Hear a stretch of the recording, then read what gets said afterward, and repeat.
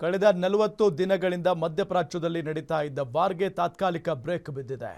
Iran ಮೇಲೆ ಬೇಕಾರ ದಾಳಿ ಮಾಡ್ತೇನೆ ಅಂತ ಗುಡುಗಿದ್ದ ಟ್ರಂಪ್ ರಣರಂಗದಿಂದ ಹಿಂದೆ ಸರಿದಿದ್ದಾರೆ. ಹಲವು ಷರತ್ತುಗಳೊಂದಿಗೆ ಕದನ ವಿರಾಮ ಘೋಷಣೆಯಾಗಿದೆ. ಇದಕ್ಕೆ ಇಸ್ರೇಲ್ ಒಪ್ಪಿಕೊಂಡಿದೆಯಾ? ಹರ್ಮುಜ್ ಇನ್ನು ಮುಂದೆ ಮುಕ್ತವಾಗುತ್ತಾ ಅನ್ನೋ ಕಂಪ್ಲೀಟ್ ರಿಪೋರ್ಟ್ ಇಲ್ಲಿದೆ.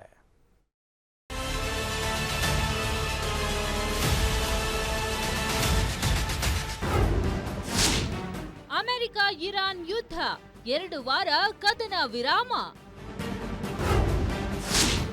ಇರಾನ್ ಷರತ್ತು, ರಣರಂಗದಿಂದ ಹಿಂದೆ ಸರಿದ ಟ್ರಂಪ್. ಕಳೆದ 1.5 ತಿಂಗಳಿನಿಂದ ಇರಾನ್, ಇಸ್ರೇಲ್ ಹಾಗೂ ಅಮೆರಿಕ ನಡುವೆ ಭೀಕರ ಯುದ್ಧ ನಡೆಯುತ್ತಿತ್ತು. ಇಡೀ ಜಗತ್ತೇ ಆತಂಕಕ್ಕೆ ಒಳಗಾಗಿತ್ತು. 3 ರಾಷ್ಟ್ರಗಳು ಕೂಡ ಯುದ್ಧದಿಂದ ಹಿಂದೆ ಸರಿಯುವ ಮಾತೇ ಆಡ್ತಿರ್ಲಿಲ್ಲ. ಅದರಲ್ಲೂ ಟ್ರಂಪ್ ಮಾತ್ರ ಇರಾನ್ಗೆ ಡೆಡ್ಲೈನ್ ಮೇಲೆ ಡೆಡ್ಲೈನ್ ಕೊಡ್ತಾ ಇದ್ರು. ಹಾರ್ಮುಜ್ ಜಲಸಂಧಿ ಓಪನ್ ಮಾಡದೇ ಇದ್ರೆ ಇರಾನ್ನಲ್ಲಿ ನರಕ ಸೃಷ್ಟಿ ಮಾಡ್ತೇನೆ ಎಂದು ವಾರ್ನ್ ಮಾಡಿದ್ರು. ಆದ್ರೆ ಟ್ರಂಪ್ ಯಾರೂ ಕೂಡ ನಿರೀಕ್ಷೆ ಮಾಡದ ನಿರ್ಧಾರ ತೆಗೆದುಕೊಂಡಿದ್ದಾರೆ. ಇರಾನ್ ನಾಗರಿಕತೆಯನ್ನೇ ಸರ್ವನಾಶ ಮಾಡುತ್ತೇನೆ ಎಂದು ಅಬ್ಬರಿಸಿದ್ದ ಡೊನಾಲ್ಡ್ ಟ್ರಂಪ್ ಇದ್ದಕ್ಕಿದ್ದಂತೆ ಕದನ ವಿರಾಮ ಘೋಷಿಸಿದ್ದಾರೆ.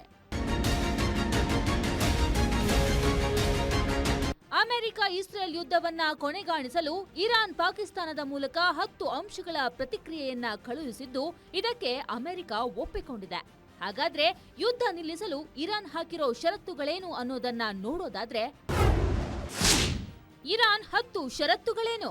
ಆಕ್ರಮಣ ಮಾಡದಿರುವ ಭರವಸೆ, ಹಾರ್ಮುಜ್ ಜಲಸಂಧಿ ಮೇಲೆ ನಿಯಂತ್ರಣ, ಯುರೇನಿಯಂ ಪುಷ್ಟೀಕರಣಕ್ಕೆ ಮಾನ್ಯತೆ, ಎಲ್ಲಾ ಪ್ರಾಥಮಿಕ ಮತ್ತು ದ್ವಿತೀಯ ನಿರ್ಬಂಧ ತೆರವು, ಯುಎನ್ ಮತ್ತು ಐಎಇಎ ಆಡಳಿತ ಮಂಡಳಿಯ ನಿರ್ಣಯ ರದ್ದು, ಯುದ್ಧದಿಂದಾದ ಆರ್ಥಿಕ ನಷ್ಟಕ್ಕೆ ಸೂಕ್ತ ಪರಿಹಾರ ನೀಡಬೇಕು, ಜಲಸಂಧಿ ಆದಾಯ ಮೂಲಸೌಕರ್ಯಕ್ಕೆ ಪುನರ್ಬಳಕೆ, ಅಮೆರಿಕ ಸೇನೆಯ ಹಿಂತೆಗೆತ, ಲೆಬನಾನ್ ಮೇಲೆ ಇಸ್ರೇಲ್ ದಾಳಿ ನಿಲ್ಲಿಸಬೇಕು, ಎಲ್ಲಾ ರಂಗಗಳಲ್ಲಿ ಕದನ ವಿರಾಮ.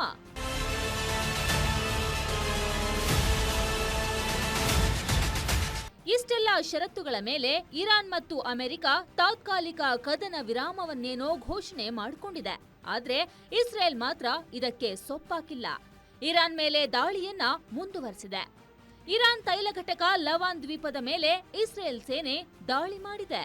ಇತ್ತ ಇರಾನ್ನಿಂದಲೂ ಯುಎಇ ದೇಶದ ಮೇಲೆ ಕ್ಷಿಪಣಿ ದಾಳಿಯಾಗಿದ್ದು, ಯುದ್ಧ ನಿಂತಿದ್ಯೋ ಇಲ್ವೋ ಎಂಬುದೇ ಪ್ರಶ್ನೆಯಾಗಿದೆ.